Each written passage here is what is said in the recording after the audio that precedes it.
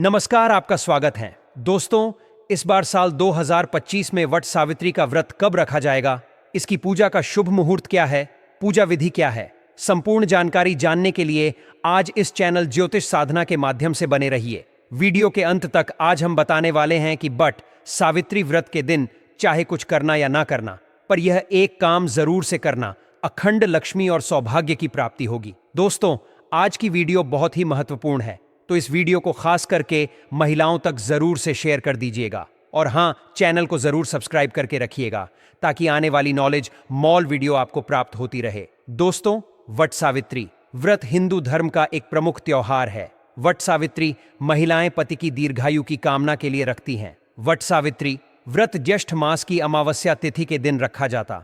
आज इस वीडियो में जानेंगे वट सावित्री व्रत कैसे करें, नहाए खाए से लेकर पारण तक की संपूर्ण जानकारी। उस दिन कौन सा एक श्रृंगार है जो हमें जरूर करना चाहिए। वट सावित्री व्रत ज्येष्ठ महीने की अमावस्या तिथि को किया जाता है और यह इस बार 26 मई दिन सोमवार को है। और इस व्रत को करने का नियम है, एक दिन पहले हम नहाए खाएं करते हैं, तो नहाए खाएं के दिन आप सबसे पहले नाखून काट लीजिएगा, उसके बाद बाल धो लीजिएगा। और इस दिन हमें शुद्ध सात्विक भोजन करना चाहिए, यानी लहसुन, प्याज, बैंगन, मसूर की दाल, जितनी भी अशुद्ध चीजें हैं वह हम नहाए खाए के दिन नहीं खाते हैं। और उसी दिन हम मेहंदी लगाते हैं। व्रत से आप लोग एक दिन पहले ही मेहंदी लगा लीजिएगा। और इस व्रत में ठेकुआ बनाया जाता है, तो नहाए खाए के दिन ही आप लोग ठेकुआ बना लीजिएगा। अगर आपके यहाँ ठेकुआ चढ़ता होगा तो आप लोग बना लीजिएगा, अगर नहीं चढ़ता होगा तो नहीं बनाइएगा। और उसके अगले दिन हम व्रत रखेंगे, तो व्रत के दिन आप लोग सुबह जल्दी उठ जाइएगा। सुबह जल्दी उठकर आप स्नान कर लीजिएगा और इस दिन हमें लाल पीला वस्त्र पहनकर ही पूजा करनी चाहिए। तो आपके पास नई साड़ी है तो आप लोग नई साड़ी पहन लीजिएगा, या आप अगर शादी का जो भी साड़ी है पहनना चाहती हैं तो वह भी पहन सकती हैं। और चूड़ी आप लोग एक डब्बा या लेठ ही नया जरूर खरीद लीजिएगा। साड़ी आप पहना हुआ भी पहन सकती हैं, लेकिन चूड़ी या लेठी आप अपने लिए एक नया ले लीजिएगा। और उस दिन 16 श्रृंगार किया जाता है, तो हमें अपना सिंदूरा से मांग भर लेना है और गले में मंगलसूत्र, पैर में पायल बिछुआ और महावर जरूर लगा लीजिएगा। और जो शादी का चुनरी रहता है वह ओढ़कर ही हमें उस दिन पूजा करनी चाहिए। और आप लोग मांग में जो मांग टीका है वह पहन लीजिएगा, और इस दिन हमें टीका पहनकर ही पूजा करनी चाहिए। सुहाग का सबसे बड़ा प्रतीक टीका होता है, तो आप लोग टीका जरूर पहन लीजिएगा और अच्छे से हमें सज स्वर कर ही इस दिन पूजा करनी चाहिए। आप लोग अगर अपने घर में पूजा करते हैं, बटे वृक्ष की टहनी मंगवाकर, तो घर में भी पूजा कर सकते हैं। अगर आप वृक्ष के पास जाकर पूजा करते हैं तो वहां पर भी कर सकते हैं। और ध्यान रखिएगा, बट सावित्री पूजा के दिन कभी भी हमें बरगद की टहनी नहीं तोड़नी चाहिए। तो आप लोग एक दिन पहले ही मंगवा कर रख लीजिएगा और हमें उस दिन पूजन करना है। और इस पूजा में गौरी गणेश का सबसे पहले पूजन किया जाता है, उसके बाद ही हम वट वृक्ष का पूजन करते हैं। और आप गौरी माता हल्दी से बना लीजिएगा और सुपारी में कलावा लपेटकर गणेश जी बना लीजिएगा। और पूजा करने से पहले खोइच्छा लिया जाता है, तो आपके पास खोइच्छदानी है तो उसमें खोइच्छा ले लीजिएगा, नहीं तो आप एक लाल कपड़ा ले लीजिएगा और उसी में सबसे पहले खोछा हम ले लेते हैं, उसके बाद ही पूजन करते हैं। और एपन आप लोग बना लीजिएगा। चावल के आटे में थोड़ा सा हल्दी मिक्स करके हमें एपन बना लेना चाहिए वट वृक्ष में लगाने के लिए। और श्रृंगार की सामग्री भी चढ़ाई जाती है, तो आप अपने लिए भी चढ़ा लीजिएगा। और कुछ श्रृंगार की सामग्री हमें दान भी करनी चाहिए। और इस दिन जो भी सीजनल फल है वही प्रसाद में चढ़ाया जाता है। आम, लीची, तरबूज, खरबूज, जो कुछ भी आप सीजनल फल में चढ़ाना चाहते हैं तो आप लोग ले लीजिएगा। और इस पूजन में आम का विशेष ज्यादा महत्व है। आम से ही जल चढ़ाया जाता है। और पंखा भी आप 2 ही लीजिएगा। पंखा बांस का होना चाहिए। एक पंखा से हम अपने पति को हवा करते हैं और दूसरा पंखा दान किया जाता है, तो 2 पंखे की जरूरत होती है। और पूजा पाठ करने के बाद हम परिक्रमा करते हैं, तो परिक्रमा करने के लिए आपके पास अगर कच्चा सूत है तो वह ले लीजिएगा। अगर कच्चा सूत नहीं है तो आप मौली धागा से भी परिक्रमा कर सकते हैं। और नियम तो है 108 परिक्रमा हमें करनी चाहिए। अगर 108 आप करने में सक्षम हैं तो 108 कीजिएगा, नहीं तो आप 11, 21, 51 भी कर सकते हैं। और परिक्रमा करते समय आप लोग ध्यान दीजिएगा, अगर आपका धागा मान लीजिए खत्म हो जाए, फिर भी आपको परिक्रमा रोकना नहीं है। धागा खत्म हो जाएगा, फिर भी आप परिक्रमा करते रहिएगा। और परिक्रमा करने के लिए आप अपने हाथ में चना ले लीजिएगा और एक पैकेट हमें सिंदूर ले लेना है।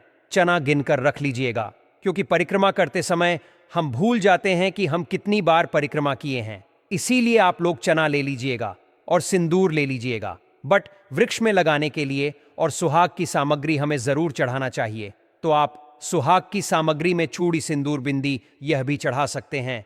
और मान लीजिए 16 श्रृंगार की सामग्री चढ़ाना चाहते हैं तो वह भी चढ़ा सकते हैं। और कुछ ना कुछ आप लोग दान करने के लिए भी जरूर चढ़ाइएगा। आपको पूजा कर लेनी है। पूजा करने के बाद इस दिन पति पूजन भी किया जाता है। तो आप लोग जब पूजा कर लीजिएगा, घर आइएगा, उसके बाद आप लोग पति का पूजन कीजिएगा। सबसे पहले पति को जल से पैर धोया जाता है। उसके बाद हम पंखा से हवा करते हैं, टीका लगाते हैं और उनके हाथ में कलावा बांधते हैं। और जो भोग प्रसाद हम लाते हैं वह हम पति को खिलाते हैं। तो पति पूजन हमें जरूर करना चाहिए। और पति पूजन करने के बाद ही आप चाय, जूस, शरबत ये ले सकते हैं।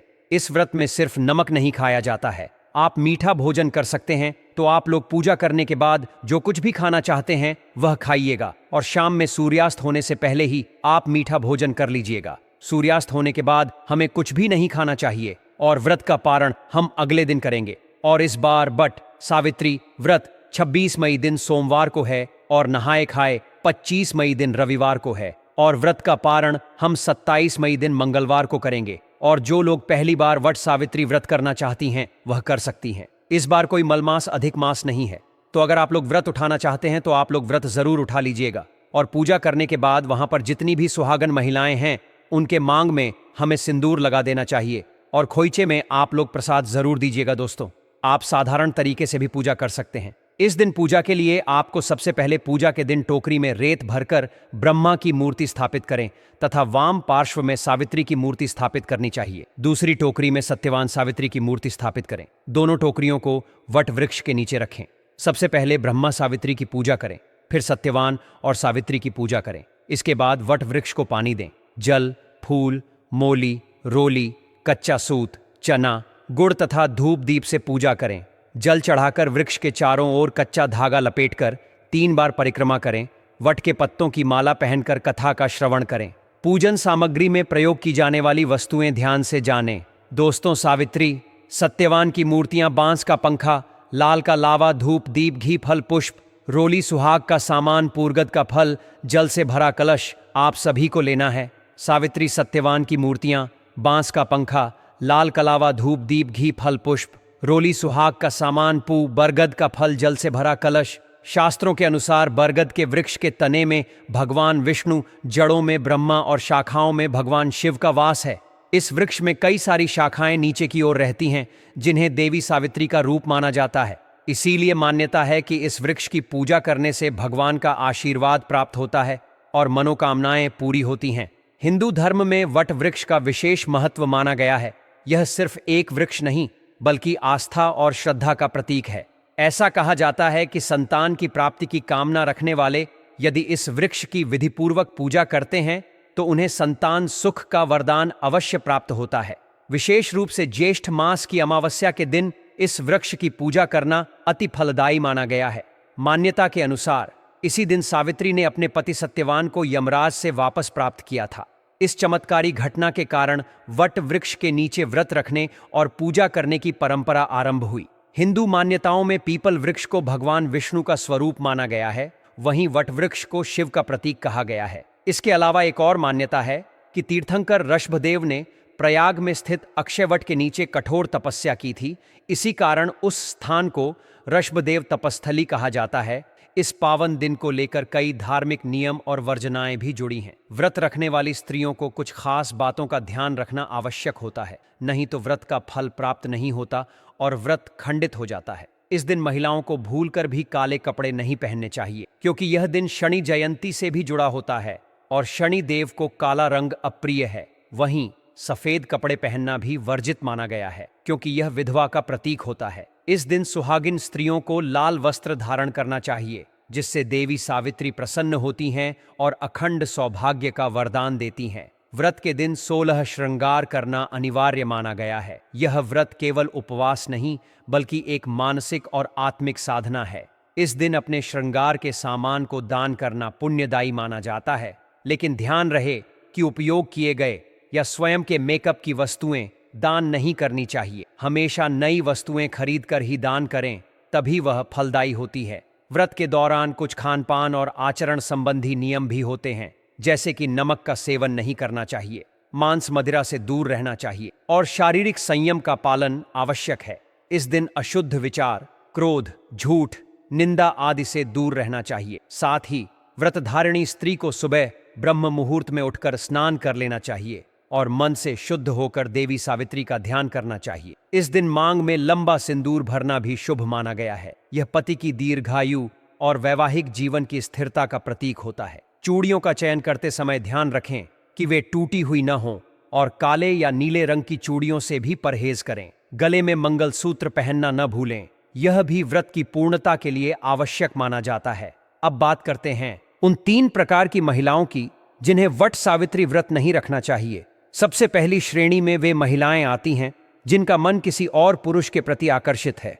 ऐसी स्थिति में व्रत करना पाप माना जाता है और यह निष्ठा की परीक्षा में असफल होने जैसा है। दूसरी श्रेणी में वे महिलाएं आती हैं जो गर्भवती होती हैं। हालांकि यह पूर्णतः मना नहीं है, लेकिन यदि स्वास्थ्य की दृष्टि से जोखिम हो या कमजोरी महसूस हो तो डॉक्टर की सलाह लेकर ही व्रत रखें। यदि यह आपके स्वास्थ्य या गर्भस्थ शिशु के लिए जोखिमपूर्ण हो तो व्रत न रखें। यह विवेक का विषय है। तीसरी श्रेणी में वे महिलाएं आती हैं जो पति के साथ 7 फेरे लिए बिना साथ रह रही हों या जिनके रिश्ते तलाक की स्थिति तक पहुंच चुके हों। इस व्रत का मूल उद्देश्य पति पत्नी के बीच प्रेम और समर्पण को मजबूत करना होता है। यदि आपके जीवन में वैवाहिक प्रेम और एकता नहीं है तो यह व्रत न करना ही उचित होता है। व्रत के दिन लाल पुष्प अर्पण करना बहुत शुभ माना गया है। यह प्रेम और समर्पण का प्रतीक है और माता सावित्री को अत्यंत प्रिय होता है। साथ ही घर में मीठे पकवान बनाकर देवी को भोग लगाना भी लाभकारी होता है। एक और जरूरी बात, व्रत के दिन बाल कटवाना, ब्यूटी पार्लर जाकर सजना संवरना वर्जित है। यह न केवल धार्मिक दृष्टि से अनुचित माना गया है, बल्कि पौराणिक मान्यताओं के अनुसार ऐसा करने से पति की उम्र पर संकट आ सकता है। इसी प्रकार करवा चौथ जैसे व्रतों में भी बाल न कटवाना श्रेयस्कर होता है। व्रत में प्रयोग की जाने वाली कोई भी वस्तु खंडित नहीं होनी चाहिए, चाहे वह पूजा की थाली हो, कलश हो या आपकी चूड़ियां। सब कुछ अखंड और शुभ होना चाहिए। व्रत की पूर्णता तभी मानी जाती है जब पूरे श्रद्धा, नियम, संयम और भक्ति भाव से इसका पालन किया जाए। यह केवल एक धार्मिक क्रिया नहीं, बल्कि प्रेम, समर्पण और तप का प्रतीक है। व्रत करने से पहले अपनी मानसिक और शारीरिक स्थिति का मूल्यांकन अवश्य करें और यदि आप तैयार हैं तभी इस व्रत को करें। सच्चे भाव से की गई पूजा और व्रत से माता सावित्री प्रसन्न होती हैं और स्त्री को सौभाग्यवती रहने का आशीर्वाद देती हैं। अतः जो भी स्त्रियां यह व्रत रखें वे इन सभी बातों का विशेष ध्यान रखें और अपने जीवन में सुख, शांति, प्रेम और समृद्धि का अनुभव करें। एयूएम नमः शिवाय। जय माता सावित्री।